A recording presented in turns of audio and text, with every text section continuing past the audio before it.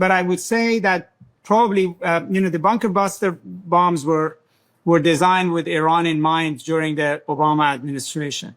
But I think the Iranians are also designed and redesigned further with the bunker buster bombs in mind as well. So it's almost like an arms race between the bunkers and the bunker busters. Like a literal race to the bottom.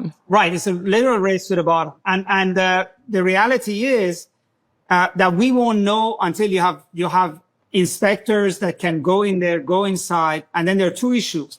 Did you destroy the site, or did you destroy the site and the equipment in it? Right. Did they take out all their equipments and, okay, this was a really valuable underground, facility that they had spent hundreds of, let's say, millions of dollars building. Okay, that's gone. But did they get to take out all of their enriched uranium, all of their machinery, all of their valuable centrifuges? Because that's a bigger question than whether just the site was impacted. Right. It's the underlying infrastructure and the question of how quickly could they rebuild again. That is the question. But my sense is that, it's not that necessarily that the bunker buster bombs were duds or this site was particularly well built. It's that the Iranians have had a long time to think and plan for this moment. So ever since Trump was getting elected, they knew that war is a potentiality. Okay, maybe they miscalculated the moment Israel started the war, but it doesn't mean that they hadn't months to think that this possibly may happen. Right. I think everyone knew everything was coming, down to Qatar and the Iranian strikes. Everyone knew everything was coming. It's kind of it really is a theater of war in some ways. From here on, it's going to be very tempting for them to say, we need a bomb, not for offensive purposes, but because it's the ultimate deterrent. Just to recap for the audience, you're saying your understanding of the Iranian grand strategy here, the Iranian nuclear program was intended as leverage to bring the Americans to the table, not as deterrent necessarily for any kind of foreign intervention. But now those incentives have changed as they have seen actual war in a way that we have not seen in this region. Right. And in fact, even among Iranian people, irrespective of whether they're pro-regime, anti-regime, secular or not, this is becoming a stronger argument.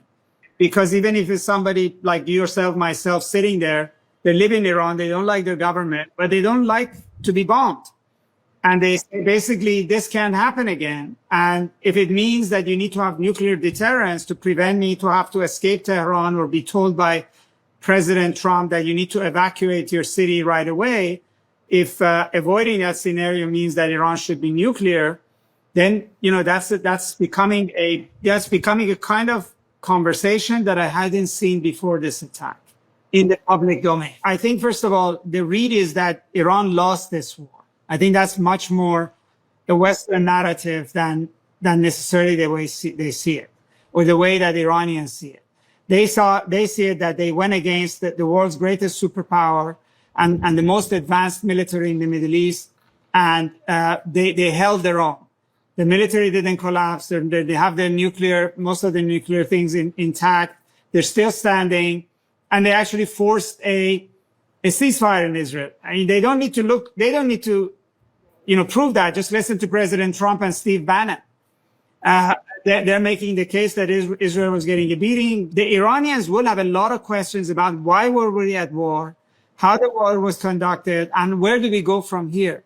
But there is not a crisis of leadership in a sense, right? I mean, this is much more the regime change narrative abroad and this expectation that the whole military must be angry with them, saying the conduct of the war is failing, we should take over. That's not the case. Then they would say, there's going to be tens of thousands of Iranians on the street, and the IRGC will feel compelled to stage a coup, either to lead the people to something better or to put them in prison and shut it down. That's not happening either. I mean, you have a picture today, which is the commander of the Quds force, which was reputed to actually have been assassinated by Israel, is walking in the middle of the crowd in Tehran in the celebrations of the end of the war and Iran's victory. That doesn't give you a sense that these guys feel humiliated. They need to take